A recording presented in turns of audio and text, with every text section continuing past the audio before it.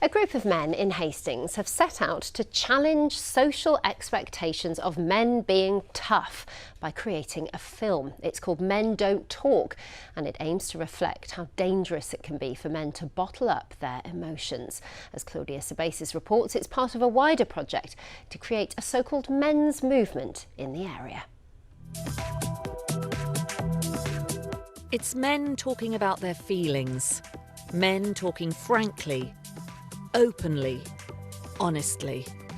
The issue is that men have that persona, that machismo that doesn't allow them to show weakness, doesn't allow them to show anything that is against the norm of what they think people would think of them as a man. Travis Mains Martin was the interviewer in the video. It resonates with him because of the challenges he's faced in his life. Depression, suicidal thoughts, attempted suicide a couple of times, used to self-harm, and it all stemmed from an inability for me to be able to talk about what was going on with me. Travis says when he was growing up, the message was men are tough and they don't cry. People of my generation have been sort of brought up with that sort of mentality of, well, be a man about it. The video was produced by a project called Mr. Hastings and St Leonards, and it's about encouraging men to live in strong, supportive and well-connected communities.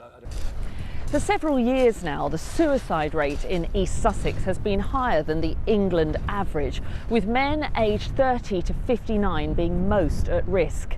And male suicide rates far exceed female rates. It's really easy in a place like Hastings to be very isolated, to be very lonely. There's a lot going on, there's a lot you can be part of, but when you go home you can not really have that many connections with other people. It has an impact obviously for them, but it has a massive knock-on for the town. It has a massive knock-on for their employability, for the economy of the town. If you start to share just a little bit, bare yourself a little bit, it makes them feel more comfortable and more receptive to the thought of them being able to open up themselves, because what you said to that person in that instant is that it's okay to not be okay. And that's the message. It's okay to not be okay. Claudia Sabasis, BBC South East Today, Hastings. And if you've been affected by anything in that report, you can go to the BBC Action Line website.